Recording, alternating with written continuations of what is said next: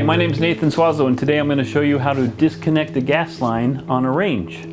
So the first thing we got to do is we got to move the range out without scratching the floor using our protective board, and then we can disconnect the gas line. So you just need a piece of Masonite, 2x4, 1/8 of an inch thick, and we're going to place this underneath the appliance, underneath the leg that is, and then we're going to slide the appliance out on top of the smooth side of the Masonite without scratching the floor.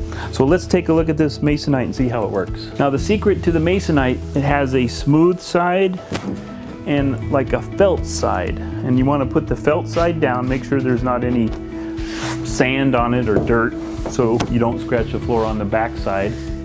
So take your Masonite with the smooth side up, and we're just going to put it underneath the leg of this range. So just gently lift it up. There, we're underneath the first leg. Then get your second piece of Masonite and slide it under there. You could just use your foot, lift up. And there, we're under both legs, smooth side is up. So if you want to bring your appliance out further past the 2x4 sheets of Masonite that you first placed down, we're going to get some more Masonite, and we're actually going to overlap the first boards on top of the second board. Just like that. And then take another board and do it on the other side. That way you can bring it out as far as you like. Okay, so now we can move the appliance. Just be careful that you don't put a lot of force on this handle because you could bend it. So what I'm going to do is I'm going to reach inside and use my force for lifting on the underside of the oven. Lift up, just pull it out. There, it's catching on the back side.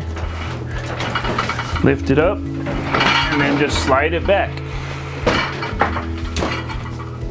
So you see these scratches on the Masonite? If you didn't put the Masonite down, those scratches would be on your floor. That's why we use a protective board. So before you disconnect your gas line, let's unplug the range.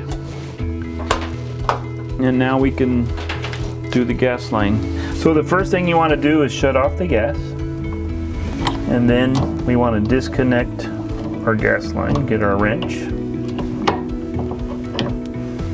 And if you can't turn off the gas line, don't disconnect it, because you don't want a bunch of gas in your house. That could be very dangerous.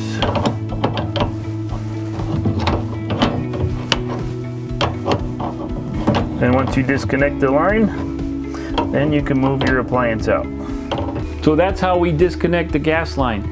You will smell a little bit of gas in here when you disconnect it, so don't be alarmed. But if you smell a lot of gas coming through, then that's a problem.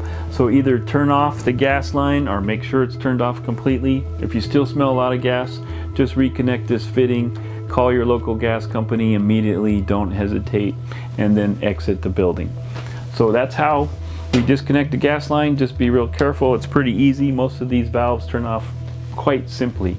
So if you want to see more building tips, feel free to subscribe, and you can see the latest and greatest building tips and projects that we're working on.